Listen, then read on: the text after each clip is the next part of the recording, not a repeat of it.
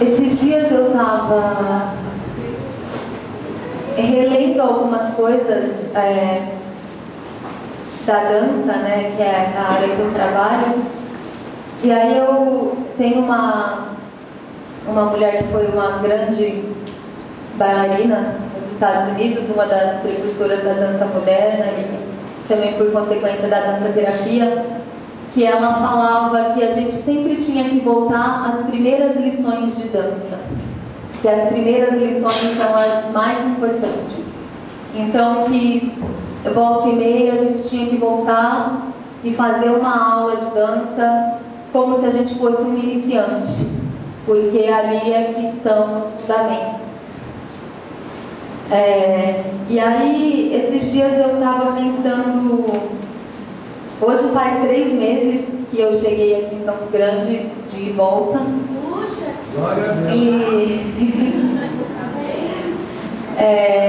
E eu estava pensando o quanto a igreja que eu... Tá alto?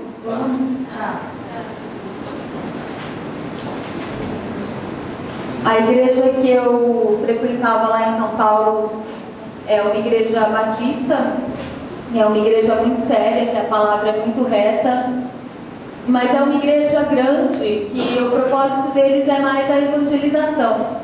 Então, por mais que eles tinham uma palavra séria, uma palavra consistente, mas é muito diferente de uma palavra como a gente tem aqui, por exemplo, né, que é uma congregação pequena, que é uma congregação que tem o foco no discipulado, né, que tem o foco realmente na edificação e no crescimento espiritual.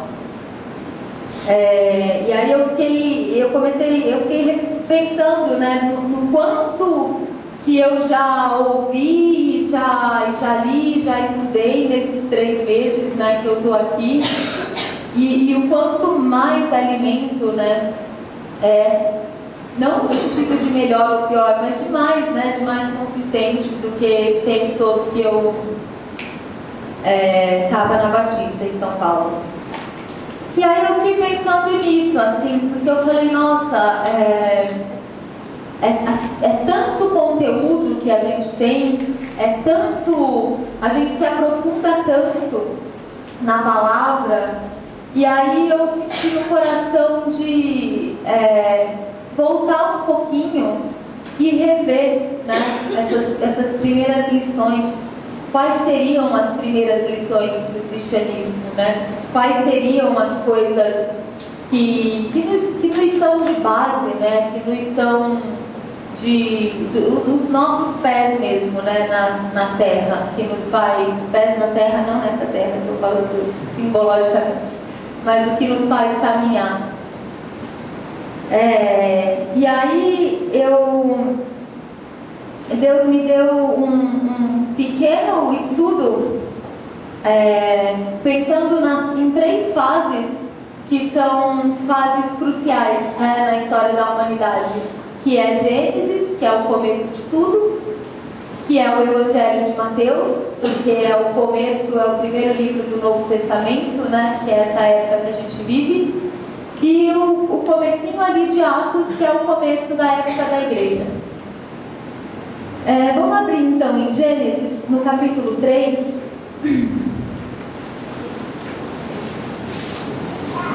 Gênesis 3.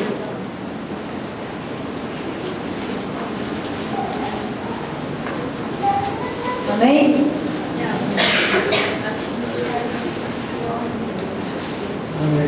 Gênesis 3.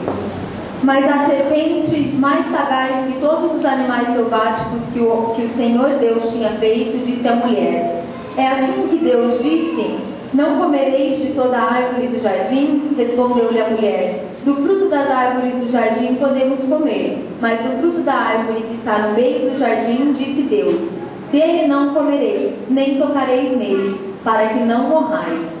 Então a serpente disse à mulher: é certo que não morrereis, porque Deus sabe que no dia que dele comerdes, se vos abrirão os olhos, e como Deus sereis conhecedores do bem e do mal. Vendo a mulher que a árvore era boa para se comer, agradável aos olhos, e árvore desejável para dar entendimento, tomou-lhe do fruto e comeu, e deu também ao marido, e ele comeu. Então, a primeira lição que é fundamental no cristianismo é acreditar em Deus. E aqui, infelizmente, a gente tem um exemplo muito claro que entre a palavra de Deus e a palavra do diabo, Eva acreditou na palavra do diabo. E esse acreditar em Deus, a gente precisa acreditar em Deus como criança. Qualquer coisa que você fala para uma criança até uns 4, 5 anos, 6 talvez, por mais absurdo que seja, ela acredita. A criança, ela não duvida absolutamente em nada. E assim nós precisamos acreditar em Deus. E só em Deus, e na palavra de Deus, e não em qualquer outra coisa. Eva não obedeceu porque acreditou no diabo. Adão não obedeceu porque acreditou em Eva. E aí vamos para o Evangelho de Mateus, capítulo 1. Evangelho de Mateus, capítulo 1, versículo 18.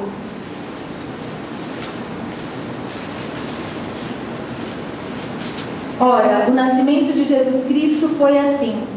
Estando Maria, sua mãe, desposada com José, sem que tivessem antes coabitado, achou-se grávida pelo Espírito Santo. Mas José, seu esposo, sendo justo, não a querendo infamar, resolveu deixá-la secretamente.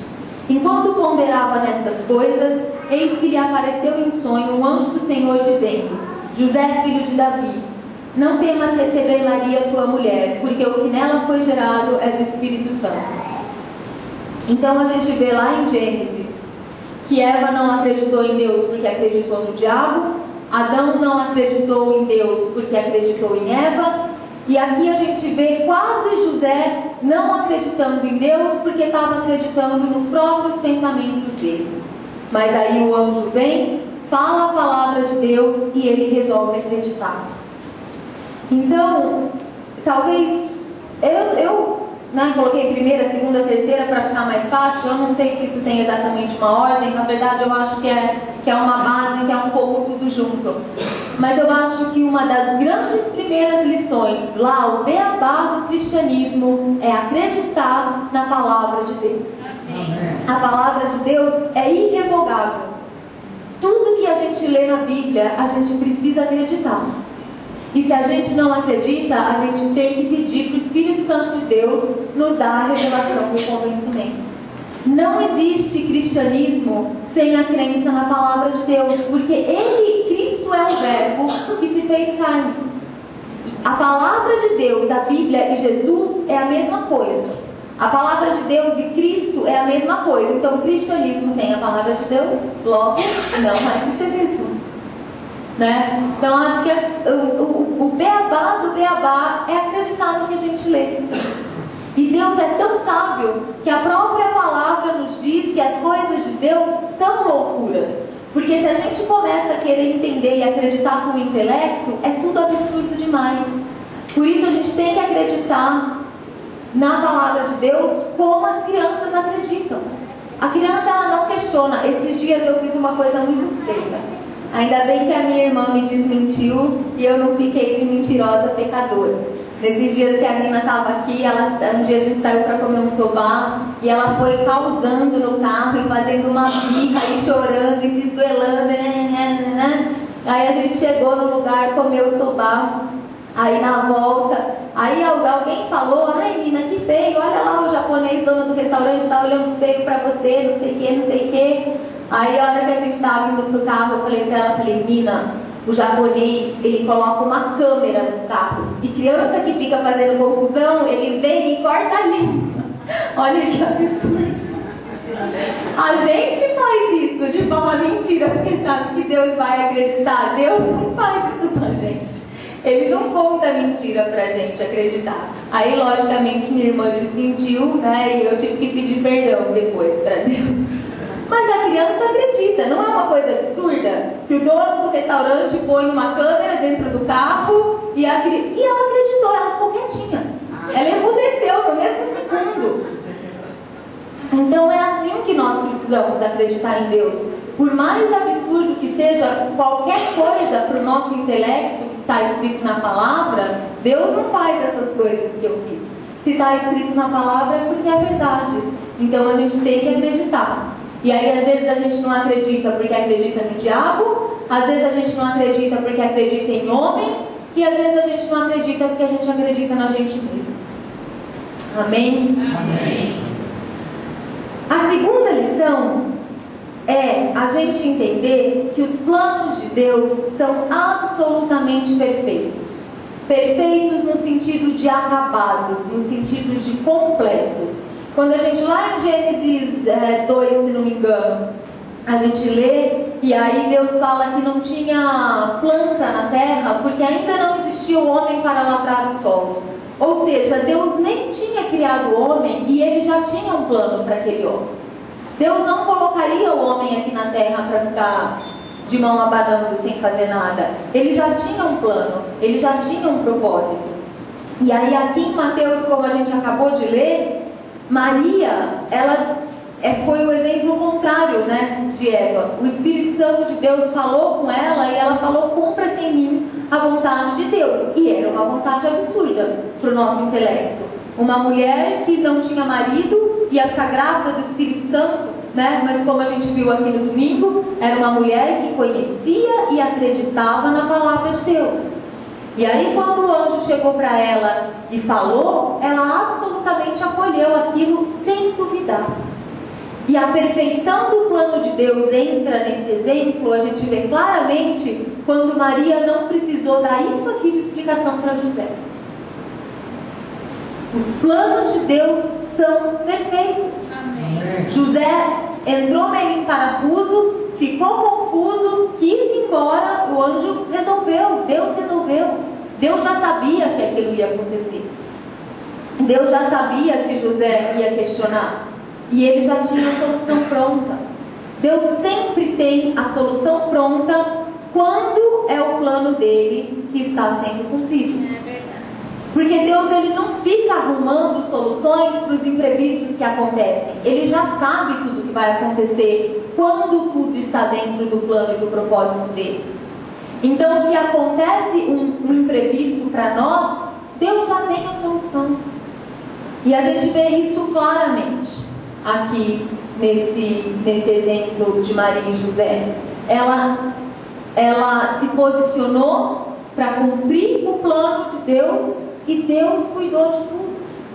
Ela não precisou, eu acho isso massa. Toda vez que eu leio isso eu me encanto. Ela não precisou dar explicação para José. Ela não precisou tentar convencer José da vontade de Deus. A vontade de Deus é soberana. Amém. E quando ele encontra uma pessoa que fala: eis-me aqui, ele vem e cumpre a vontade dele com perfeição. Amém? Amém. A terceira lição, mais adiante, continuando em Mateus, vamos ler do 21. Ela dará à luz um filho e lhe porás o nome de Jesus, porque ele salvará o seu povo dos pecados deles.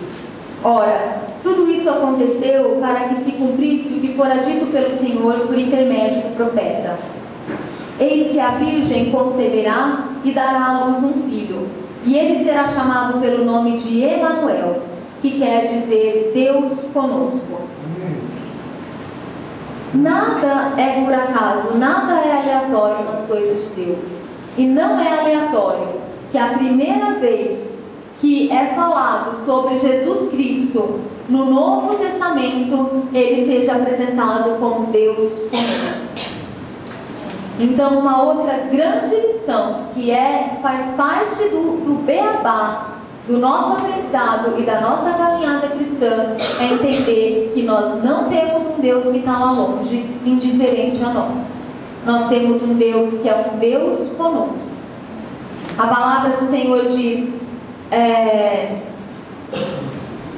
eu estarei contigo enquanto tu estiveres comigo, mas se me deixares, eu te deixarei. O Senhor Jesus Cristo só não é conosco quando o nosso livre-arbítrio escolhe que Ele não seja conosco.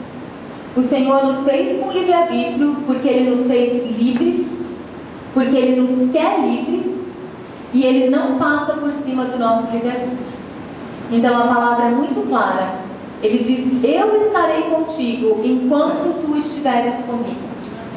Há uma outra passagem que diz: nunca jamais te abandonarei. Então, se nós estamos buscando a Deus, ainda que com os nossos erros, ainda que com as nossas falhas, ainda que com os nossos atropelos, ainda que com os nossos pecados, mas se nós estamos buscando a Deus, Ele é conosco. Porque a primeira vez que Ele é apresentado para o Novo Testamento, Ele se apresenta como Emanuel. Amém? Amém. E aí vamos para Atos.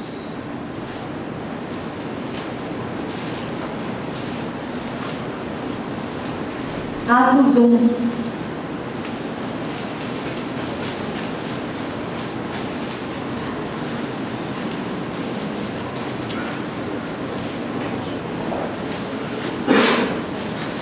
Atos 1, a partir do verso 6.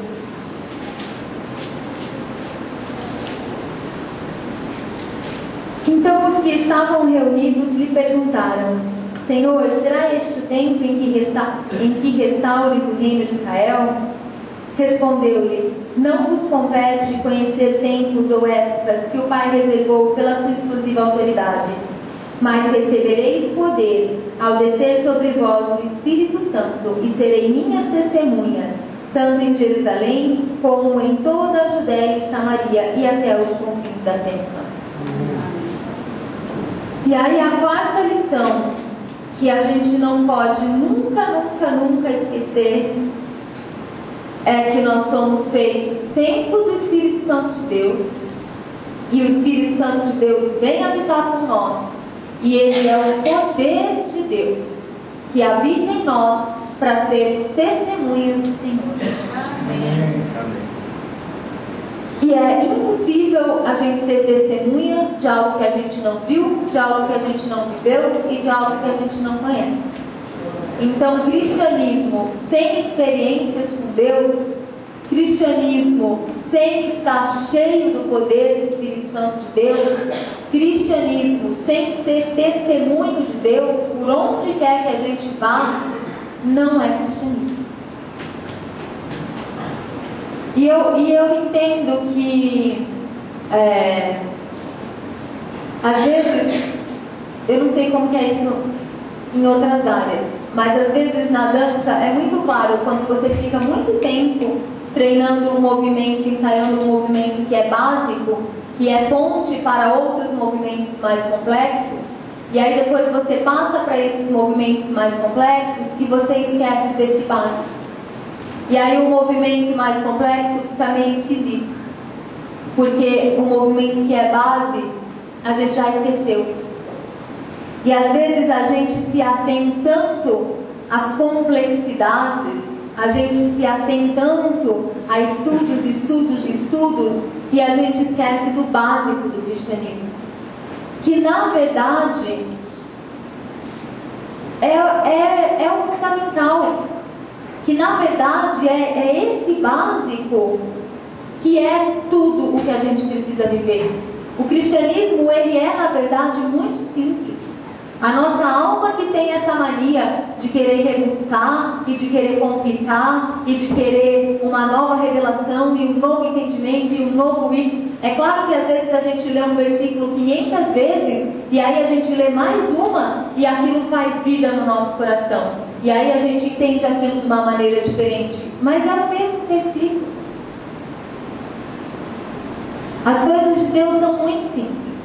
E eu creio que o Senhor está nos convidando nesses dias a retomar esses pontos básicos, sabe? Porque a primeira coisa que a gente viu sobre o acreditar, que nada mais é do que a fé, quanto a gente não tropeça nessa questão da fé. Quanto a gente, eu digo a gente, nós aqui mesmo dessa congregação que conhecemos tanto a palavra, às vezes a gente não duvida de coisas tão básicas. Ou quanto a gente, mesmo vindo à congregação, mesmo orando, mesmo se dedicando, a gente começa a achar que Deus esqueceu de nós. A gente deixa de acreditar que Ele é o Emanuel, que Ele é o Deus conosco. Ou quantas vezes a gente duvida que os planos de Deus são perfeitos. Quantas vezes, às vezes Deus nos chama a fazer alguma coisa e a gente fala, mas eu para fazer isso eu vou ter que explicar isso para não sei quem, eu vou ter que resolver aquilo. A gente esquece que os planos de Deus são perfeitos. E se Ele está nos chamando para um propósito, as questões, as adversidades, Ele vai resolver. E muito mais, quantas vezes nós não esquecemos que nós somos testemunhos de Deus. Nesse ponto eu nem vou me demorar muito, porque é o que mais a gente estuda e lê e reflete nessa congregação. Mas eu creio que tem esses outros pontos do acreditar na palavra como criança, que por mais absurdo que pareça, a gente deve acreditar, entender a perfeição, a completude dos planos de Deus e entender que Ele é o Emanuel, que Ele é conosco. E aí está cheio do Espírito para ser suas testemunhas. Amém. Eu acho que muito nós precisamos refletir sobre isso. E muito nós precisamos nesses dias orar e pedir para o Espírito Santo de Deus continuar a falar nos nossos corações sobre essa palavra, para que definitivamente tudo isso seja vida nas nossas vidas. É claro, irmãos, que a gente tem emoção e a nossa emoção não é uma coisa super estável. É claro que tem dia a gente está emocionalmente mais alegre ou mais triste, ou emocionalmente mais animado, ou emocionalmente mais desanimado, ou emocionalmente mais cansado ou menos cansado. Mas o cristão precisa entender que o ser humano não é corpo e alma. O ser humano é corpo, alma e espírito. E Paulo fala que ainda que o meu homem exterior, que é o corpo e a alma, se corrompe, o meu homem interior se renova todos os dias, que é o Espírito. O cristão precisa entender que o Espírito, que o nosso Espírito, é o que precisa ser primeiramente cuidado, primeiramente observado, primeiramente suprido, primeiramente alimentado. Porque é no nosso espírito que Deus pode renovar, é no nosso espírito que Deus vai falar, é no nosso espírito que Deus vai fazer tudo. O canal de ligação nosso com Deus é o nosso espírito, é onde habita o Espírito Santo de Deus. Então nós precisamos entender que independente de como está a nossa alma, porque a gente não está esperançoso e alegre e animado todos os dias, mas independente de como está a nossa alma, nós temos uma vida espiritual que precisa ser fortalecida e renovada a cada dia, porque a gente duvida na fé, é natural, nós somos homens. A gente duvida que Deus é o Emanuel, que Ele é conosco. A gente duvida que os planos de Deus são perfeitos. Por isso a gente precisa a cada dia se realimentar espiritualmente. E a cada dia pedir para o Espírito Santo de Deus nos lembrar desses pontos básicos do cristianismo. Nos lembrar que cristianismo sem absoluta crença no verbo não é cristianismo. E tudo isso resume no primeiro mandamento, que é amar a Deus sobre todas as coisas. Porque quando eu verdadeiramente amo, eu não acredito. Porque quando eu amo eu não tenho medo. Porque quando eu amo eu não duvido. Porque quando eu amo simplesmente. Então o amar a Deus sobre todas as coisas, que é o primeiro fundamento que é o primeiro, não é fundamento, mandamento, nós precisamos rever a cada dia, porque é a base, agora sim, é o fundamento, é o sustento da vida espiritual. Amém? Só para finalizar, não tem exatamente, mas tem a ver com isso, é que esses dias eu lembrei de uma coisa que eu ouvi e que eu acho que faz muito sentido para nós. Uma vez eu ouvi uma pregação de um pastor dos Estados Unidos e que ele tinha ido para a África. Eu não lembro qual país, nem qual cidade, mas era um lugar bastante miserável na África. E ele falou que ele foi numa congregação lá e que as pessoas chegavam na congregação e elas já chegavam e elas já se ajoelhavam e elas já começavam a entoar louvores e elas já começavam a glorificar o nome de Deus e era um borbulhar do Espírito Santo naquele lugar, era um borbulhar, era uma coisa assim que ele falou que ele nunca viu nada parecido com aquilo. E aí ele foi orar e ele foi perguntar para Deus por que isso era tão difícil de acontecer nos Estados Unidos, por que ele praticamente não via aquilo nos Estados Unidos. E aí Deus falou para ele, e Deus respondeu para ele assim: porque lá vocês têm médicos, vocês têm advogados, vocês têm alimentos, vocês estão supridos, vocês acham que vocês não precisam de mim. E aqui esse povo não tem nada, esse povo caminha quilômetros para vir à congregação, esse povo passa fome, esse povo passa sede, então tudo que eles têm é a mim. Só que esse povo que tem médico, que tem advogado, que tem alimento, que tem vestimenta, é a Laodiceia, né? Que tem colírio, que tem alimento, que tem tudo, mas que está pobre, cego e nu. E eu fico pensando quantas vezes isso não acontece conosco. Porque ainda que a gente tenha as nossas necessidades, o nosso básico é suprido. A gente não sabe o que é passar fome, a gente não sabe o que é passar frio, frio de frio mesmo, de achar que você vai morrer de frio. A gente não sabe o que é caminhar quilômetros a pé para chegar à congregação. Então nós achamos que nós não precisamos de Deus. E aí tantas e tantas vezes a gente vem para a congregação achando que a gente está até fazendo um favor para Deus, né? Olha, Deus, eu trabalhei o dia inteiro, mas eu estou aqui hoje para te louvar. Olha como eu sou bom. Então, talvez essa seja uma outra lição que o Senhor nos fala hoje. A gente precisa entender que ainda que nós sejamos humanamente supridos, Deus é tudo para nós. Amém. Deus é tudo. Sem Deus nós nem existiríamos, porque foi Ele que sonhou conosco, foi Ele que nos planejou, foi Ele que nos fez, foi Ele que nos colocou no mundo. Sem Deus nós nem existiríamos. Sem Deus nós não somos absolutamente nada. E acho que isso é uma outra grande lição de base que o cristão não pode esquecer. Diante de Deus nós somos pobres e cegos e nus.